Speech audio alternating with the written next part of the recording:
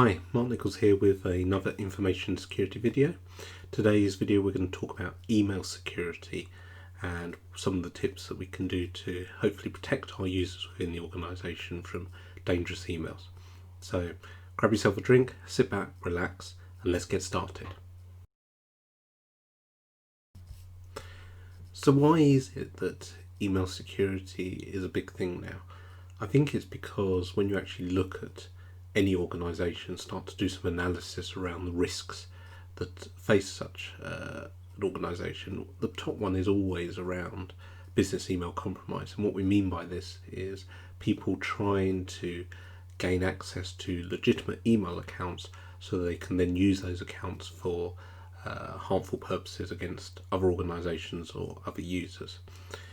It's probably an attack that's quite easy for very low-level criminals to carry out. There's plenty of scripts, plenty of tools that anyone can find on the internet to carry out these types of attacks. And of course, the main way of gaining access to these accounts is by first of all sending a phishing type email. Now, most email protection services or appliances are set up in such a way that most freebie web type email accounts, so your Hotmails, your Google Mails, your Yahoo Mails, your Proton Mails, etc., are treated with a level of suspicion. They're not as trusted as, say, a decent top level domain on a .co.uk, a .com, or of course crown jewel type accounts such as .gov.uk or even .org.uk.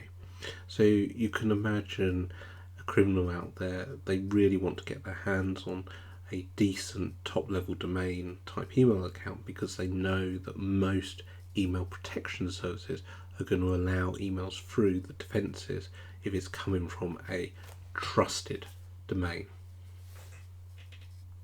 So what can we do to help prevent these bad emails getting through in the first place, and our users having to make a judgment call as to whether to respond or not? And I'm talking about typical type of phishing type emails. I think step one, we need to implement some form of anti-spoofing controls to stop email addresses being used as a resource for attackers. And what I mean by that is there are certain types of controls that you can put in place, such as DMARC or DKIM. I'm not going to go into too much technical detail around these, but these prevent your domain being spoofed. What I mean by spoofed is someone pretending to be your organisation's domain so that it looks like when the email comes into the organisation, it's a trusted email. We also need to probably consider what type of information we make available. So don't publish your entire email address book on the internet to allow a sort of a mass attack surface for criminals. Make use of generic email accounts for incoming messages. That way you limit the attack surface from the criminal. I appreciate that most criminals can probably work out the format of your email addresses, but let's not try and make it easy. And then of course let's block the really obvious suspicious spam type phishing emails, the ones that come from untrusted domains. Even if you're just using the standard email security that comes with your mail provider, whether that's Office365 or Google Mail or Exchange or some other type of enterprise-wide email system, that's going to cut out a lot of the rubbish and really help you. The next thing we need to do is train and educate our users to spot these types of emails. And later on in the video, I'm going to give some examples around the training. But just bear in mind, no amount of training is going to help a user spot every type of email coming in. And some of the emails that are coming out now are actually quite sophisticated in the way they're designed. They're making use of non-standard type characters, so to the plain eye it looks like a legitimate email, but when you actually delve down deeper, that they've swapped things like A's around with some different types of A's from different character sets which look similar but they are slightly different, which allow them to get through and bypass. We also need to make sure that we have a clear way of reporting these emails. The providers of email protection systems, they're constantly evolving their scanning techniques and their detection engines, but they can only do this if we provide intelligence to them. And intelligence is really simple. When a new email comes in that's bypassed the filters and got to a user's inbox, we need to know about it, we need to report it so we can feed it back, so things can be tweaked and configurations can be changes to hopefully prevent those coming in the future. And I think it's really, really important that we don't have a blame culture. We've got to encourage people to report these types of emails and these near misses. We also need to look at what happens when these types of attacks are successful. And what I mean by that is, so let's assume an email's come into the organisation, a user has responded and given over their credentials. Now, if the organisation uses a web-based email platform such as Office 365 or Google Mail, it's then fairly easy for the criminal, now they've got some legitimate credentials, to then log in and run a script using that legitimate account to then spam other users with phishing type emails, or even spam other types of organisations. If you recall what I was saying at the beginning, having a decent top level domain, let's assume they've got hold of a .gov.uk email address, will allow the criminal to bypass most protection engines and get that email, that phishing email, into other users' mailboxes and then steal more credentials. And it's a waterfall effect. And the only way we can really prevent this from succeeding once credentials have been stolen is ensuring that, well, you could turn off webmail, but I appreciate from a business continuity perspective that's probably not that easy to do, especially where we've got large proportions of users working remotely from home or from cafes, etc. So the only real way to deal with this is to ensure that two-factor authentication is set up. So utilising a phone with some form of app on it or rolling code.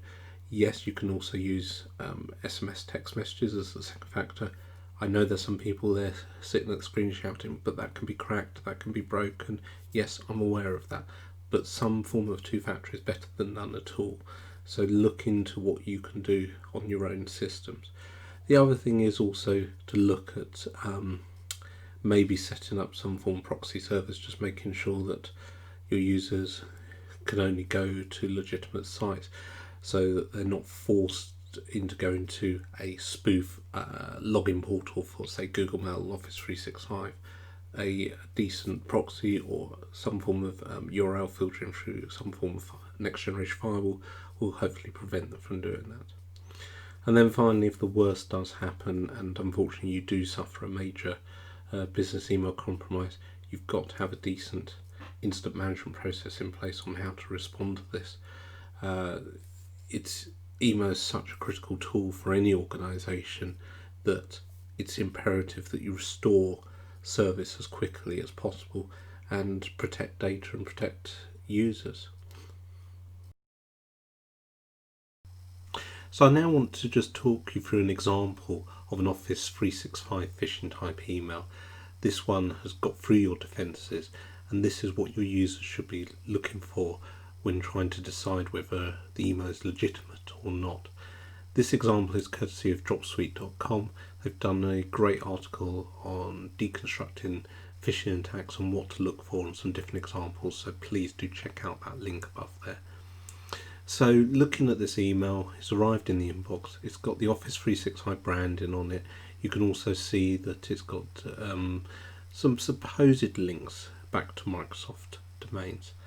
But that's the first thing to look at. If you look at the display name, they're saying Microsoft Fix. But when you actually look at the email address behind the display name, to an untrained eye, protection.office365.com could be a Microsoft-owned domain. They own thousands of domains.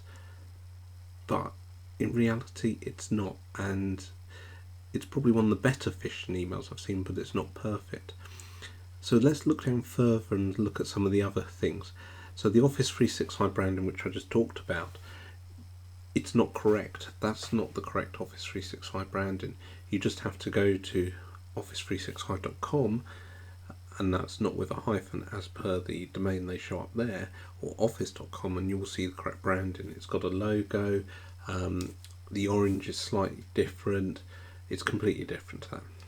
The next thing we look at is check the salutation or who it's addressed to. Hi sales. So what they've done there is they know sales at whatever domain this example's from is a legitimate email account, so I've just put that in. Now, of course, most legitimate email accounts, it should be your name as the salutation, not the first part of the email address, because that could be generic, it could just be your initials, it could be first name dot surname, it could be anything.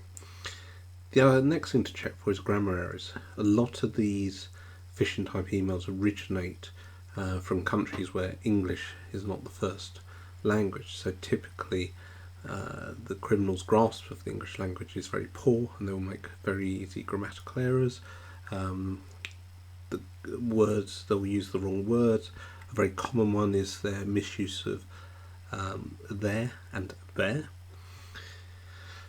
As we move down, you'll also notice that there'll be some form of urgency with some threatening language. So here we see you've got to resolve these errors, otherwise your account's going to be disconnected. The idea is to scare the end user into taking the action the criminal wants them to take, which of course in this example is to click on the link where it says resolve issue now.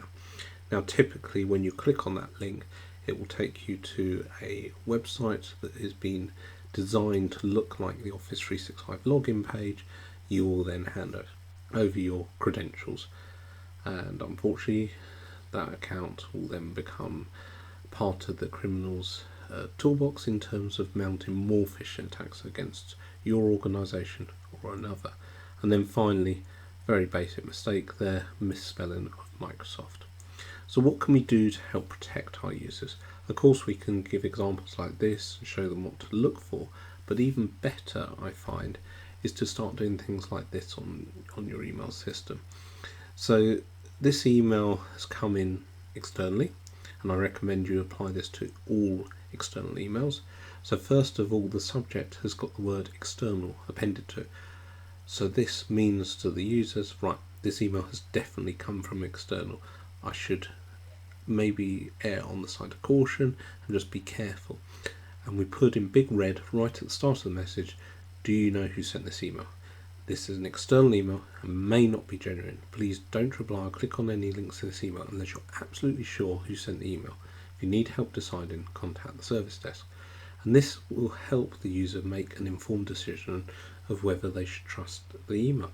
And we also put in our handout to say, please contact us in the IT team because we can help you and make you more aware of the dangers, and hopefully check, is this a legitimate email and whether you should respond to it. It's this type of protection along with suitable education for the user base which will help protect against phishing types attacks and business email compromise. But just to finish, a word of warning, these attacks are not going to go away. As I said at the start of this video, email security has to be one of your number one priorities, because these types of attacks are very common and they're very easy for low-level criminals out there to carry out, and they only need one person to hand over their credentials to a legitimate top-level domain for them to mount more attacks and get more successes and more credentials handed over. So please be careful.